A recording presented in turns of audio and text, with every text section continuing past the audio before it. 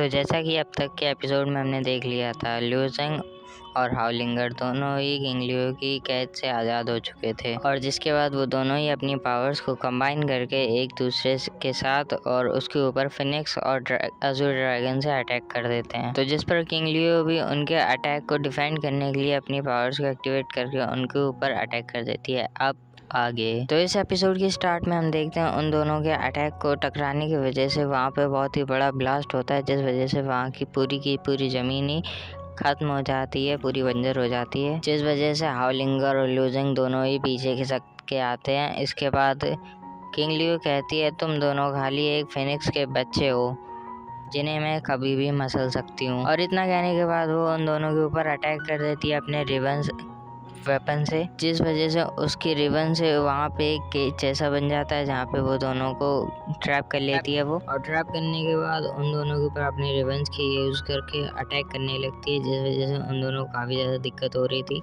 लेकिन फिर भी लिu ज़ेंग और हाओलिंगर अपनी एबिलिटीज़ का यूज़ करके उसके उन सारे ट्रैप्स को डिस्ट्रॉय कर देते हैं। उसके अटैक को डिस्ट्रॉय करने के बाद वो लोग लैंड करते हैं। इसके बाद लिu ज़ेंग कहता है कि मुझे कवर देना, तो जिस पर हाओलिंगर भी एग्री कर लेती है। जिसके बाद हाओलिंगर हवा में फ्लोट करते हुए कहती है, ट्रू फिनिक्स फ्लेम। इसके बाद उसकी बॉडी के अंदर से एक फिनिक्स निकलता है और अब हाओलिंगर को अपनी पावर को एक्टिवेट करता देख लिu ज़ेंग भी पीछे कैसे रह सकता है। वो भी अपनी स्वॉर्ड में एनर्जी को गैदर करते हुए एक टेक्निक का यूज़ करता है, जिस वजह से उसके पास एक ब्लैक होल टाइप में एनर्जी इकट्ठा होके ब्लास्ट हो जाती है। जिसके बाद लिu ज़ेंग आगे चलते हुए दौड़ लगा देता है। जिसके बाद लिu ज़ेंग अपनी चाओ स्प्लिटिंग आर्ट का यूज़ करते हुए एक बहुत ही पावरफुल थंडर स्ट्राइक कर देता है किंग लियो के ऊपर। अब उस थंडर स्ट्राइक को देखकर किंग लियो भी अपने रिबन से उसको ब्लॉक करने की कोशिश करती है। जिसके बाद हमें उन दोनों की एनर्जी का क्लास दिखाया जाता है, जो कि काफ़ी ज़्यादा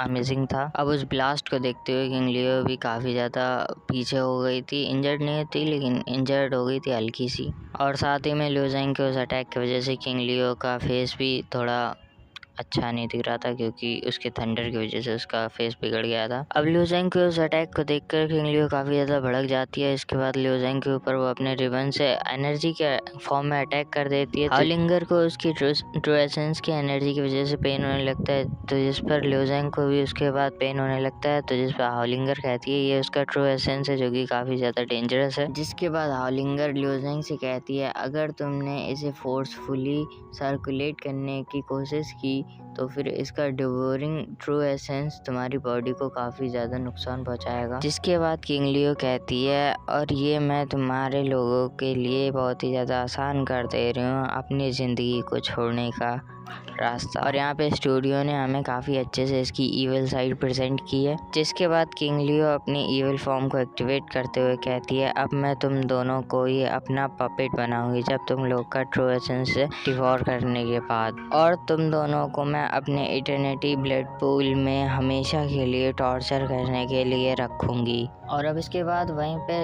किंग लियो अपनी इस टेक्निक को और भी ज़्यादा एडवांस लेवल पर ले जाते हुए लिu ज़ेंग की पावर्स को तेज़ी के साथ डिवावर करने लगी।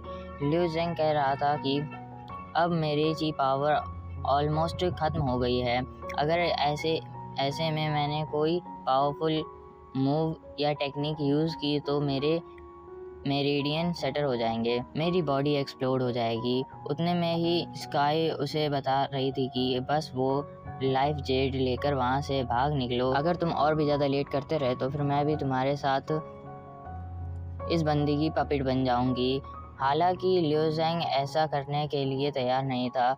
लिu ज़ेंग स्काई को बता रहा था कि मैंने हाओलिंगर से वादा किया था कि मैं किंग लियो को ख़त्म करने में उसकी हेल्प करूंगा, तो मैं अपनी वादे को तोड़ नहीं सकता। और इस बात को सुनकर स्काई कहने लगी कि हाँ, यह बात तो माननी पड़ेगी कि तुम हमेशा अपने किए गए वादों को पूरा करते हो, और शायद आज तुम्हारा यही वादा मुझे और तुम्हें भी ले डूबेगा। यहाँ पे लिu ज़ेंग ने क्या सीक्रेट आर्ट का यूज़ करते हुए किंग लियो की ट्रू एसेंस को एब्सॉर्ब करना शुरू कर दिया, जो देखकर किंग लियो कह रही थी बच्चे तुम मेरी पावर को एब्सॉर्ब नहीं कर पाओगे।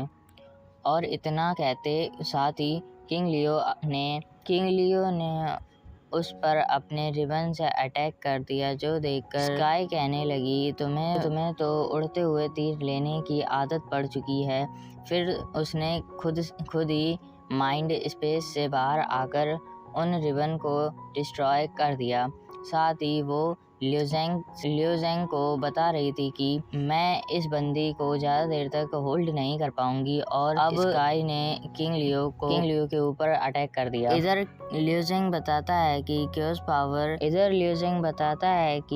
क्योस पावर यिंग यांग के ट्रू एसेंस से फॉर्म हुई थी। तो अगर मैं अपने ट्रू एसेंस को ट्रांसफॉर्म कर सकता हूँ, तो किंग लियो का भी ट्रू एसेंस ट्रांसफॉर्म हो पाएगा। आफ्टर ऑल वो काफी देर से मेरी ही पावर को एब्जॉर्ब कर रही थी। इधर किंग लियो स्काई पर भी पूरी तरह से डोमिनेट कर रही थी। साथ ही वो लियोजेंग पर भी अटैक कर देती है। तो स्काई उसे बचाने के लिए अपनी पूरी फोर्स का यूज करके उसके अटैक को काउंटर करने लगी। जो देख किंग लियो इम्प्रेस होते हुए कहती है कि तुम तो इस बंदे की सोल स्लेव हो, मगर अपने मालिक के साथ काफी ज्यादा वफादार भी। काश मेरे पास भी तुम्हारे जैसा ही लॉयल गुलाम होता।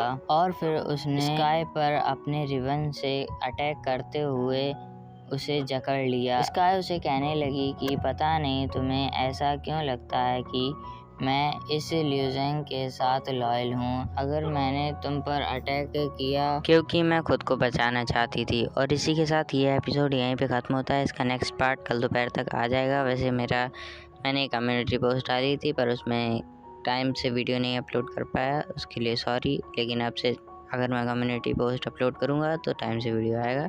तब तक के लिए थैंक्स फॉर वॉचिंग। मिलेंगे नेक्स्ट पार्ट में, जो कि कल ही जाएगा।